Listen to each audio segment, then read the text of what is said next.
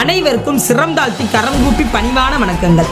பால திரிபுர சுந்தரி அப்படின்னு சொல்லக்கூடிய பெண் தெய்வம் நீரில் வந்ததாக சொல்லப்படுது. ஆற்றில் வந்த அந்த தெய்வத்தை வீட்டில் வைத்து இன்றளவும் பூஜைகள் செய்யப்பட்டு வருவதாக சொல்லப்படுது.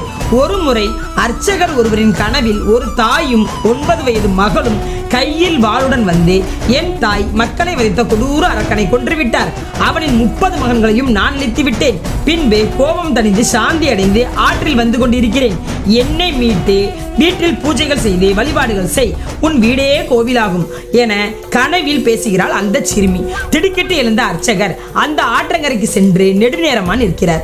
யாரும் வரவில்லை. பின்பு சோகத்துடன் வீடு திரும்புகிறார். கண்டது கனவு இல்லை, நிஜமே என நம்பிய அர்ச்சகர் மறுநாளும் மாலை நேரத்தில் ஆற்றுக்கு செல்கிறார். அன்றும் யாரும் வரவில்லை. இருந்தும் அதே நம்பிக்கையுடன் 3ஆம் நாள் மாலை ஆற்றங்கரைக்கு செல்கிறார். கட்டை விரல் அளவில் தேஜஸ் பொருந்திய ஒளியுடன் பால திரிபுர சுந்தரி அப்படின்னு சொல்லக்கூடிய பெண் தெய்வம் நீரில் மிதந்து வருது. பக்தி சிரத்தையுடன் அதை ஏற்றுக்கொண்டு வந்த அந்த அர்ச்சகர் பூஜை செய்கிறார். இதுவே தேனூர் நெமிலி திருக்கோவில். நன்றி. நான் உங்கள் மதுரை மஞ்சு.